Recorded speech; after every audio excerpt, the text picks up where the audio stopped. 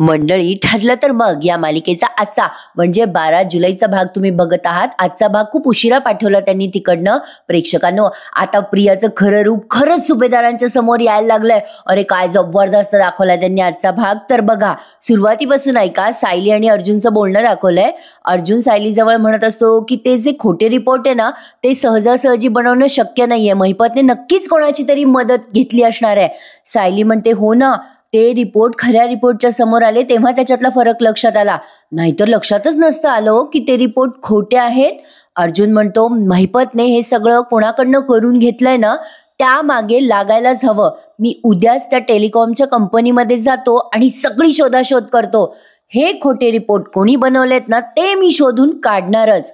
सायली म्हणते, जज साहेबांनी जेव्हा मला शेवटचे 25 दिवस दिलेत आपल्याला असं सांगितलं ना, तेव्हा मला भीती वाटली होती अहो. पण आज जरा धीर आल्यासारखं वाटतंय.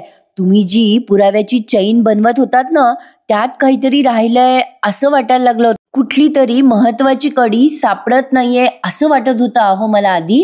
पण आता या साक्षीच्या खोट्या पुराव्यामुळे हे सगळं उघडकीला आलं बघा. आता देवी आई आपल्या पाठीशी आहे, त्यामुळे तुमच्या या पुराव्याची चैन नक्कीच कामाला येणार आहे. अर्जुन म्हणतो, हो नक्कीच. बरं सायली, आता झोपूयात का? खूप थकली आहेस तू. असं म्हणून आता हे दोघेही जण झोपतायत. तर आता अर्जुनच्या मनात आलंय, काही झालं तरी ही आश्रम केस हरायची नाहीये. सायली जेव्हा झोपी जाते तेव्हा तो विचार करतो. अर्जुन त्याच्या मनात विचार करत असतो, आजपर्यंत मी कुठलीच केस हरलेलो नाहीये ग बायको. प्रत्येक केस मी स्वतःसाठी लढलोय. मला हरायला आवडत नाही म्हणून मी जिंकलोय. पण ही आश्रम केस मी तुझ्यासाठी लढतोय बायको, आणि ती केस मी जिंकणारच आहे, कारण मला तुला हरू द्यायचं नाहीये.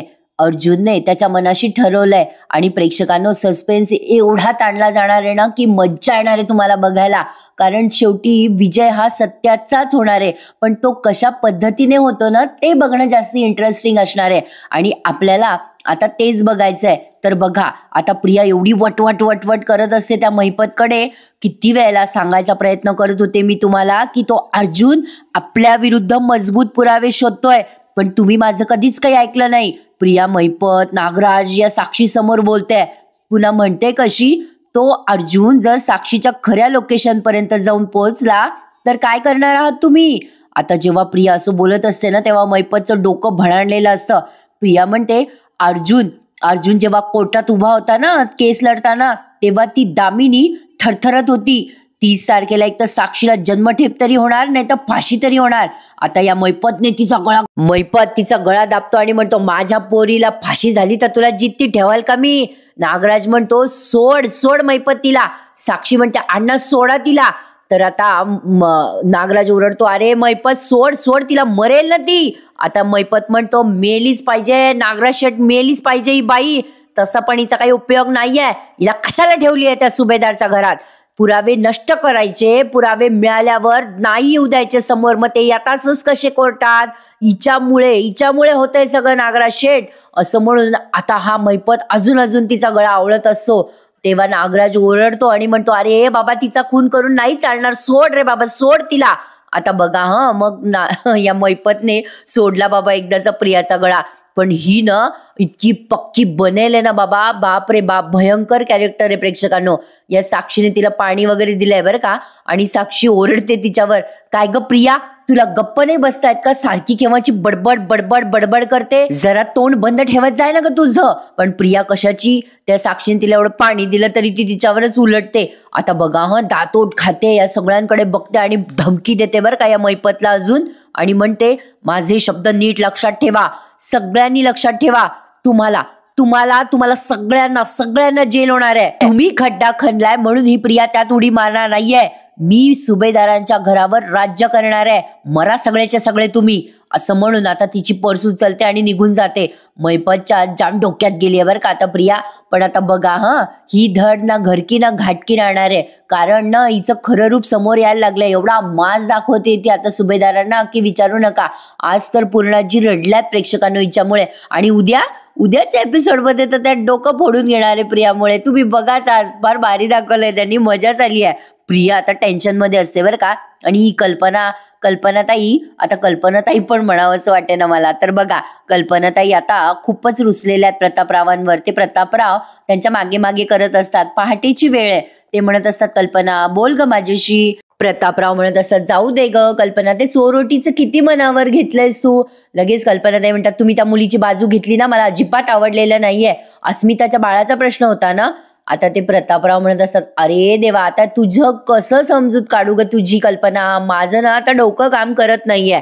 प्रिया तिथे रिकाम टेकडी बसलेली आहे बरं का, उठली बरी ही सकाळी. पण असो, आता ती मनात विचार करते, चैतन्य येऊन बसलाय अर्जुनकडे. काय चाललं असेल या तिघा चौघांचं, कुठे जाणार असतील का. तर आता अर्जुन आणि चैतन्य निघालेत ते रिपोर्ट सगळे टॅली करायला. चैतन्य म्हणतो, अरे यार अर्जुन, आपण तिथे जाऊयात कंपनीमध्ये. मग अर्जुन म्हणतो, हो जाऊयात, पण आपल्याला मदत लागेल कोणाची तरी. चैतन्य मग चैतन्य म्हणतो, कोणाची रे. अर्जुन म्हणतो, आधी आपण त्याच्याच घरी जाऊयात, मग आपण पुढे जाऊयात. ए बायको, मी निघालो हा. अर्जुन आता सायलीचा निरोप घेत असतो. सायली म्हणते, अहो दिवसभर जे जे घडेल ते कळवत राहा मला, म्हणजे माझाही जीव जरा भांड्यात पडतो. मग अर्जुन म्हणतो, हो चालेल. आता दोघे जण निघालेत बरं का, अर्जुन आणि चैतन्य. तो आता खाली आलाय आणि प्रतापरावांना सांगतो की डॅड मी निघतोय, माझं महत्वाचं काम आहे. लगेच अर्जुन तसाच पाठमोरी फिरतो आणि निघून जातो. पण आता प्रिया अर्जुन गेल्यावर विचार करते, हे दोघं जण निघालेत म्हणजे नक्कीच कुठेतरी गेलेत, पुरावा शोधायला गेले असतील. मला पण ना एवढंच काम राहिलंय या गँगवर लक्ष ठेवायचं. आता असं म्हणून प्रिया पुन्हा अर्जुनच्या पाठीपाठी जाते बरं का. काही दाखवलं हा सीन. आता बघा, हे प्रतापराव त्या कल्पनाताईला म्हणतात, कल्पना तुझा राग घालवण्यासाठी तुला मदत करू का. कल्पनाताई म्हणतात, काही मदत करू नका. मला कशाला करता मदत, तुमच्या लाडक्या सुनेला करा ना. तेवढ्याच सायली येत असते बेडरूम मधनं तिच्या खाली आणि या कल्पनाताई तिला क्रॉस होतात. कल्पनाताई आता तिला टोमणा मारतात बरं का. इतकी वर्ष आम्ही संसार केला, पण आमच्या दोघांमध्ये कधीच वाद झाले नाही. या घरामध्ये एक नवीन व्यक्ती आली आणि पडली ठिणगी. आता हे त्या सायलीकडे बघून बोलत असतात. त्या सायलीला बिचारीला एवढं कानकोंड होतं की विचारूच नका. साहजिक आहे ना प्रेक्षकांना, असं तोंडावर कोणी बोललं तर कसं वाईट वाटेल ना. पण प्रतापरावांनी इथे पण बाजू सावरली. लगेच म्हणतात कसे, अगं ये कल्पना, अगं तू तन्वी बद्दल बोलतेस ना. अगं कल्पना, आपल्या घरात तन्वी आल्यापासून ठिणग्या पडतायत बरं. पण आता कल्पनाताई काहीच न बोलता वर निघून जातात. प्रतापराव विचार करतात, शे काय हे चाललंय या कल्पनाचं. पण बघा आता सायलीला वाटतं वाईट. ती आता प्रतापरावांच्या जवळ येते आणि म्हणते, बाबा आईंच्या रागाचं कारण मला माहिती आहे हो, म्हणजे तुमच्यामध्ये माझ्यामुळे वाद होत आहेत ना. आता सायलीच्या डोळ्यात पाणी आलंय. साहजिक आहे. आता प्रतापराव तिला म्हणतात, ए बेटा, अगं तू कशाला वाईट वाटून घेतेस आणि आमच्या भांडणाचा तर मुळीच विचार करू नकोस. आमचं नातं काही एवढं तकलादू नाहीये की एवढ्या तेवढ्या वादावरनं ते तुटेल. कसं असतं, एक जण चिडला की दुसऱ्याने जरा शांत राहायचं, समजून सांगायचं त्याला. सोपं असतं अगं ते. तू का विचार करतेस एवढं. बोलून सायलीची त्यांनी छान गोड समजूत घातली आहे. किती गोड ना. प्रतापरावांसारखे सासरे घरोघरी असले तर वादच होणार नाही. तर बघा आता पुढचा सीन प्रतिमा आत्याच्या घरचा आहे. आज ना असे पटापट सीन दाखवलेत त्यांनी, विचार करायला पण वेळ दिला नाही. बघा आता या प्रतिमा आत्या नाश्ता वगैरे सर्व करत असतात रविराजांना आणि मध्येच ती सुमन म्हणते, अहो मी माझ्या भावाकडे चालले हा, आज मला यायला उशीर होईल. असं म्हणून सुमन निघून जाते, कारण पुढच्या सीन मध्ये सुमन नाहीये ना. तर बघा तेवढ्यात तिथे अर्जुन आणि चैतन्य आलेत. आता रविराज म्हणतात, अरे वा अर्जुन, काय सरप्राईज, या या या. मग या प्रतिमा आत्या म्हणतात, ए अर्जुन अरे बस नाश्ता कर. अर्जुन म्हणतो, नको ग आत्या, मला ना सिनियरशी एका केस बद्दल बोलायचं होतं, थोडंसं काम होतं बघ. आता हे रविराज म्हणतात, तुम्हा दोघांना सोबत बघितलं आणि लक्षात आलं माझ्या, चला चला खोलीत जाऊन बोलूयात. असं म्हणून रविराजांनी अर्जुन आणि चैतन्याला त्यांच्या बेडरूम मध्ये नेलंय. आता बघा नागराजचे लगेच विचाराचे वारे वाहायला लागलेत. तो विचार करतो, अरे बापरे, चैतन्य अर्जुन इकडे घरी आले, एवढं काय काम असेल यांना. आता बघा प्रतिमा त्या ते सगळं टेबलावरचं आवरत असतात तेव्हा हा नागराज चुपचाप तिथून निसटतो आणि रविराजांच्या खोलीला कान देऊन उभा असतो. अर्जुन आता रविराजांना म्हणतोय, सिनियर साक्षीचे खरे रिपोर्ट, लोकेशन रिपोर्ट आमच्या हाती आले बघ नशिबाने, पण ते खोटे रिपोर्ट कोणी बनवले होते ते मला शोधायचंय बघ, आणि त्यासाठी मला तुझी मदत लागणार आहे. म्हणजे आम्ही त्या टेलिकॉम कंपनीमध्येच चाललोय, पण कुठलीही कंपनी अशी सहजासहजी नाही रे खरे रिपोर्ट देणार. म्हणजे त्यांनी खोटे रिपोर्ट बनवले हे आपल्याला ते कसे सांगतील ना. पण हे नेमकं काय गौड बंगाल ते आपल्याला कळायला हवं रे सिनियर. चैतन्य म्हणत असतो की तुम्ही म्हणाला होतात ना सर की तुमच्या ओळखीचं कोणीतरी आहे तिथे कंपनीमध्ये, प्लीज तुम्ही त्यांना कॉन्टॅक्ट कराल का? सगळा गोंधळ सॉर्ट आउट होईल ना. प्लीज बघा ना सर, काही करता आलं तुमच्या लेवलवर तर. आता इकडे नागराज ऐकायचा प्रयत्न करत असतो पण त्याला काही कळलं नाहीये यांचं काय चाललंय ते. आता रविराज चैतन्याला उत्तर देतात, ठीक आहे हरकत नाहीये चैतन्य, मी बघतो काही करता आलं तर. रविराजांनी आता गोडबोले नावाच्या एका व्यक्तीला फोन लावलाय आणि त्यांना म्हणतायत, अरे हो हो असं असं काम आहे बघ माझं, आणि हां आपण संध्याकाळी भेटूयात बघ गोडबोले, मी आणि माझे कलिग आहेत बघ सोबत. आणि असं म्हणून त्यांनी परवानगी मिळवली आहे आणि थँक्यू, येतो मी संध्याकाळी भेटायला, असं म्हणून ते फोन ठेवून देतात.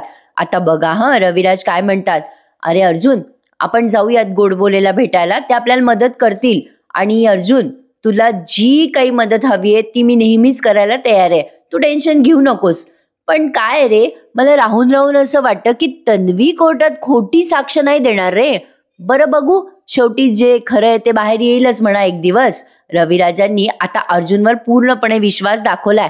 पण कसं असतं ना प्रेक्षकांनो, शेवटी बापाचं मन आहे, त्यांना कुठेतरी असं वाटतं की आपली पोरगी खोटं नसेल बोलत, पण तरी सुद्धा त्यांना शंका आहे की प्रिया बऱ्याच वेळेला खोटं बोलते, म्हणून ते म्हणतात जे खरं आहे ते बाहेर येईलच. चैतन्य म्हणतो, thank you sir, thank you so much, निघतो हां आम्ही. आता निघाले चैतन्य आणि अर्जुन. इकडे नागराज बघा कसा आगाऊपणा करतो. आता नागराज लगेच खाली आलाय बरं का आणि मोबाईलवर बघत बसलाय, जणू काही तो वर गेलाच नाही असं नाटक करतोय तो. आता अर्जुन निघालाय आणि प्रतिमात्याचा निरोप घेतो, ए आत्या चल निघतो हा आम्ही. प्रतिमात्या म्हणतात, अरे अर्जुन तू काही खाल्लं नाहीस, चहा पण घेतला नाहीस. अर्जुन म्हणतो, नाही मी येईल नंतर पुढच्या वेळेला आत्या, आता मला ना उशीर होतोय. मग आता अर्जुन निघून जातो. हा मग रविराज प्रतिमात्याला म्हणतात, ए अगं प्रतिमा, मला ना जरा संध्याकाळी काम आहे बघ, पण मी जेवायच्या वेळेपर्यंत येईल घरी. प्रतिमात्या म्हणतात, बरं हरकत नाहीये. आता नागराजने लगेच संध्याकाळचा प्लॅन बनवलाय आणि नागराज ना प्रेक्षकांनो प्रतिमात्याच्या जीवावर उठणार आहे. बघा कसा विचार करतो मनात, अरे वा, म्हणजे दादा पण नाहीये संध्याकाळी आणि सुमन पण नाहीये, या प्रतिमा वहिनीला वेडत ठरवण्यासाठी चांगला चान्स आहे, असा विचार करून आता नागराजने एक मोठा कट रचलाय. तर बघा आता हा सगळ्यात सॉलिड सीन. आपल्या मराठीमध्ये एक म्हण आहे, लेकी बोले आणि सुने लागे, तसा काहीतरी प्रकार दामिनीने केलाय. आता दामिनी एका माणसाला झापत असते, ओरडत असते आणि म्हणत असते, हे असली केस माझ्या समोर आणू नका, मी असल्या कुठल्याही केस लढत नाही ज्या मी हारणारे, इडियट कुणीकडचे कशाला येतात इथे. आता दामिनी तिथून निघून जात असते तेव्हा मैपत असा आडवा होतो तिला आणि म्हणतो कसा, ओ दामिनीबाई, अहो कुठे निघालात तुम्ही, एवढा मोठा शिखरे तुम्हाला दिसत नाहीये का? त्यावर दामिनी म्हणते, दिसतोय ना, स्पष्ट दिसतोय. नाही मला ना तुम्हाला टाळायचंय आणि तुम्हाला एकही शब्द बोलायचा नाहीये, मला तुम्हाला समजत नाहीये का माझी इच्छा नाहीये तुमच्याशी बोलायची. मैपत म्हणतो, का मी काय केलं? दामिनी म्हणते, मी काय केलं? तुमच्यासारख्या खोटारड्या क्लायंटची केस मला लढायची नाहीये.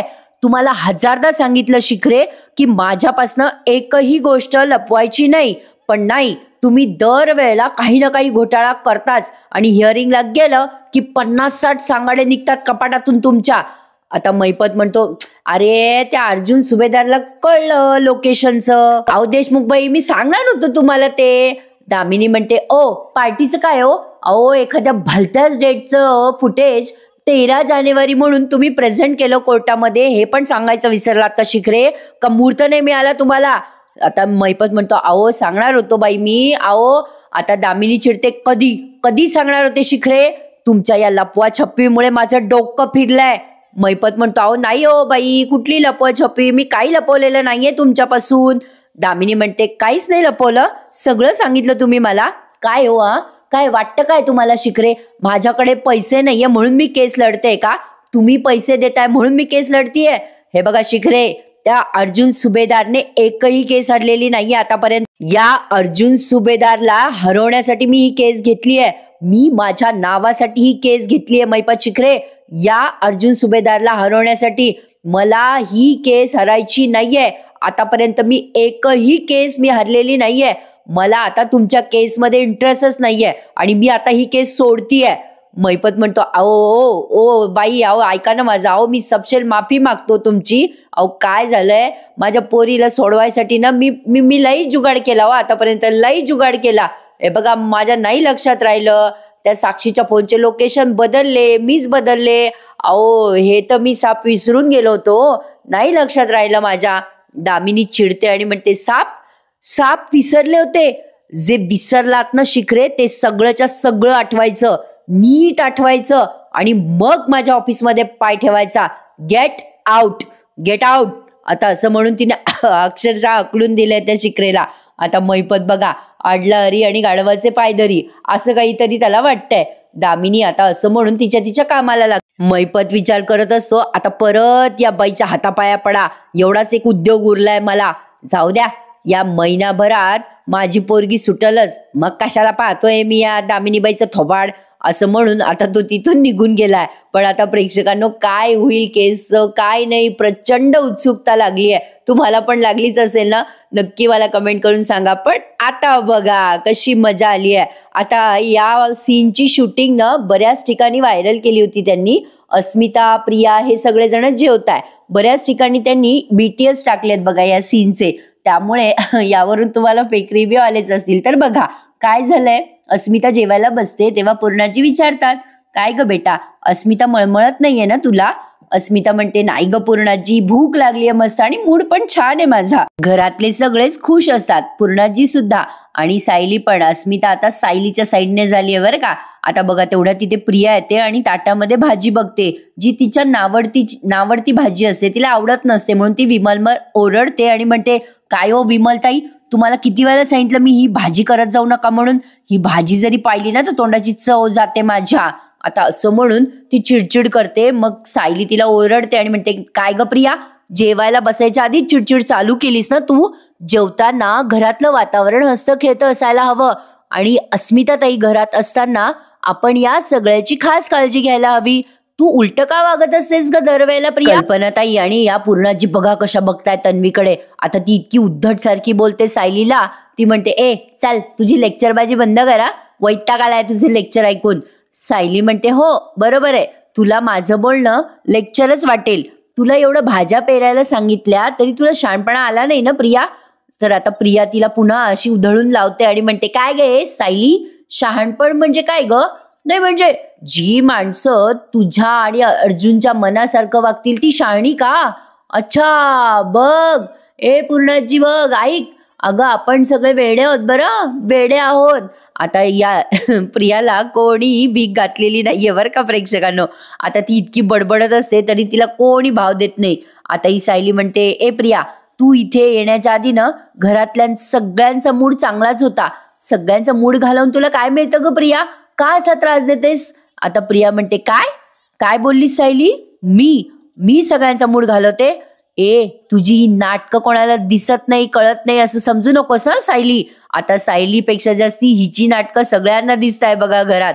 आता बघा हा, या कल्पनाताई लगली गोड बोलायला जातात तिच्याशी तन्वी. आता ती त्यांच्यावरच वसकते आणि म्हणते, ओ आई प्लीज, तुम्ही ना आता हिला जायला सांगा इथून, नाहीतर मी निघून जाईल आता. असं म्हणून ती तिथेच उभी राहते बरं का. तिला काय वाटतं, आता सायलीचा अपमान करतील, सायलीला म्हणतील जाग तू इथून. पण सायलीला कोणीच काही बोललेलं नाहीये, कारण पूर्णाजींना पण कळतोय की सायलीचा मुद्दा बरोबर आहे आणि हीच येऊन तिथे वटवट करू लागली, डोकं खाऊ लागली. आता कोणी काही बोलत नाही, नुसत्या पूर्णाजी आणि या कल्पनाताई एकमेकींकडे बघतात. मग प्रिया म्हणते, बरं मीच जाते मग आता इथून. चल ग अस्मिता, माझ्या खोलीत चल, आपण तिथे पास्ता ऑर्डर करू, हे नको खाऊ त्या सायलीच्या हातचं. आता बघा अस्मिता म्हणते, मला नाही यायचं तुझ्या खोलीत, आणि तसंही मला घरचंच जेवायचंय, मला हेच आवडतं, मला पास्ता बिस्ता नाही आवडत.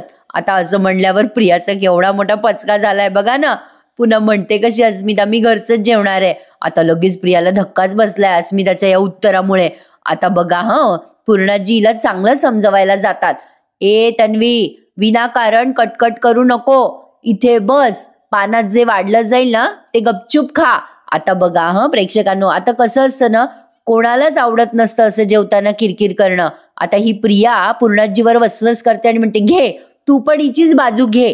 पूर्णाजी म्हणतात, अगं बाई नाही ग, मी कशाला कोणाची बाजू घेऊ. आता बघा पूर्णाजी वैतागून जातात या तन्वीला. आता त्या जेवायला बसणार असतात आणि एक घास अशा घेणार, तेव्हा प्रिया खूप बडबड करते पूर्णाजीला, मोठ्या माणसांना कधीच असं उलटून बोलू नये, काहीही झालं, ते कसेही वागले तरी सुद्धा एक वेळ काळ असते. वेळकाळ पाहून बोलावं, ठीक आहे, काही असो प्रेक्षकांनो, पण घरामध्ये कधीच किरकिर करू नये हे खरं आहे बरं का. आणि घरातल्या गृहिणींना तर कधीच नाही. तर बघा आता पूर्णाजी एक घास घेणार असतात तेव्हा ही प्रिया बडबड करते आणि म्हणते, मलाच बोल तू पूर्णाजी, मलाच बोल, प्रत्येक वेळेला तिचीच बाजू घे. माझ्या मनासारखं या घरात कधी घडतही नाही आणि मला जे हवं ते मिळतही नाही इथे खायला. आता असं बोलल्यावरती पूर्णाजीला वाईट वाटणं साहजिक आहे नाही का. प्रिया म्हणते कशी, हवं ते बोलण्याचं स्वातंत्र्य पण नाहीये मला या घरात. आता या कल्पनाताईंना एवढं वाईट वाटतं आणि सायलीला सुद्धा या पूर्णाजीला एवढा राग येतो या प्रियाचा. आणि त्यांनी काय केलं, त्यांच्या तोंडातला घास परत ठेवून दिला आणि ताटाला नमस्कार केला. त्या उपाशीच राहतात ना प्रेक्षकांनो. फार वाईट वाटतं सायलीला.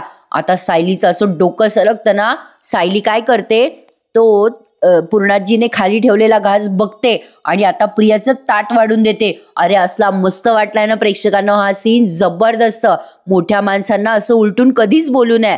आता सायलीने प्रियाचं ताट वाढलंय. यावेळेला प्रियाचा तोरा आणि या सायलीचा तोरा जबरदस्त दाखवलाय प्रेक्षकांनो. मोठी जाऊ म्हणून सायली कशी कान धरते बघा. अस्मिता तर भारीच इम्प्रेस झाली आहे सायलीवर आज. सायलीने तिथे जे जे काही आहे ना अन्न पाणी ते सगळं थोडं थोडं प्रियाच्या ताटात वाढलंय आणि प्रियाला म्हणते, ए प्रिया चल हे ताट घे आणि तुझ्या खोलीत जाऊन बस. तुझ्यामुळे पूर्णाजीने तोंडाशी आलेला घास खाली ठेवलाय. आता तुला इथलं वातावरण अजून बिघडवायची मी संधीच देणार नाहीये. चल उठ उठ उठ इथून आणि तुझ्या खोलीत जाऊन बस. चल उठ. आता लगेच प्रिया म्हणते, ए चल ग, तू कोण आहेस ठरवणारी, मी नाही जाणार इथून, मी इथेच बसणार पूर्णाजीच्या समोर आणि अस्मिताच्या सोबत. आता बघा सायली चिडते आणि म्हणते, अजिबात नाही, तू इथे नसलीस ना प्रिया तरच इथे सगळे सुखाने जेवतील. चल निघ निघ म्हणलं ना, चल निघ. आता सायलीने तिचा हात धरला बरं का.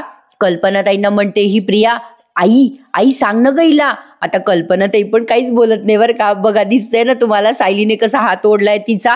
आता बघा या अस्मिताला फार भारी वाटलंय हे सगळं. आता बघा सायली तिचा हात ओढून तिच्या बेडरूम मध्ये आणते. प्रिया तिला म्हणत असते, सोड माझा हात. पण सायली कसली सोडते.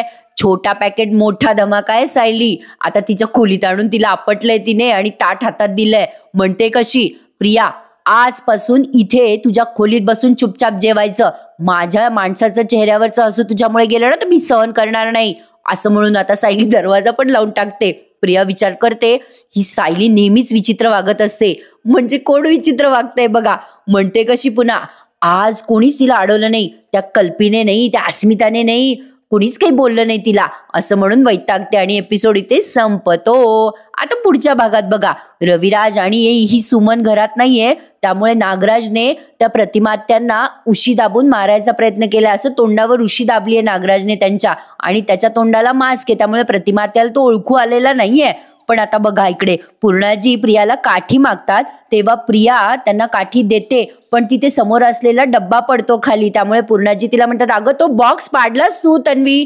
आता ही प्रिया काय करते, त्या बॉक्सला असं लात मारून बाजूला करते. त्यामुळे पूर्णाजी चिडतात. सगळेचे सगळे सुभेदार तिथे येतात. प्रतापराव म्हणतात, अगो ए पूर्ण बाबाने दिलेला बॉक्स आहे ना तुला हा. मग पूर्णाजी रडायला लागतात आणि म्हणतात, बघ रे प्रताप, या तन्वीने पाडला आणि वरतून त्या बॉक्सला पाय पण लावला रे या तन्वीने. प्रेक्षकांनो मगाशी सुभेदारांच्या समोर प्रियाचं आता खरं रूप खरंच यायला लागलंय. बघत राहा प्रेक्षकांनो, ठरलं तर मग मजा येणार आहे आता एपिसोड बघायला. पूर्णाजीच्या डब्याला लात मारल्यामुळे सायली प्रचंड चिडली आणि घरातले सुद्धा. आता प्रियाचं काही खरं नाहीये प्रेक्षकांनो. आज मस्त होता की नाही एपिसोड. मग नक्की लाईक करायला विसरू नका. काल काही कमेंट्सला मला रिप्लाय देता आला नाही, तब्येत बरोबर नव्हती प्रेक्षकांनो. मला ना पुन्हा एकदा सर्दी झाली आहे पण ठीक आहे, मी जाऊन आले दवाखान्यात. त्यांनी ब्लड वगैरे चेक करायला सांगितलं होतं आणि रिपोर्ट पण नॉर्मल आलेत. मला पुन्हा सर्दी झाली ना 8 दिवसात, त्यामुळे बाहेरचं वातावरण ना खूप खराब आहे आणि थोडं एक्झर्शन झाल्यामुळे त्रास झालाय मला. पण आता मी ओके आहे. आता प्रेक्षकांनो या सुभेदारांना पश्चाताप होणार आहे प्रियाला कुठून सून केली याचा. पण मजा येणार आहे सगळे एपिसोड बघायला. तर प्रेक्षकांनो उद्या भेटूयात. मी खूप एक्सायटेड आहे उद्याचा एपिसोड बघण्यासाठी. तुम्ही आहात ना, मग चॅनलला नक्की सबस्क्राईब करा, लाईक करा आणि आजचा एपिसोड कसा वाटला मला आवर्जून कमेंट करून सांगा. भेटूयात उद्या पुन्हा एकदा. तोपर्यंत टेक केअर प्रेक्षकांनो. धन्यवाद.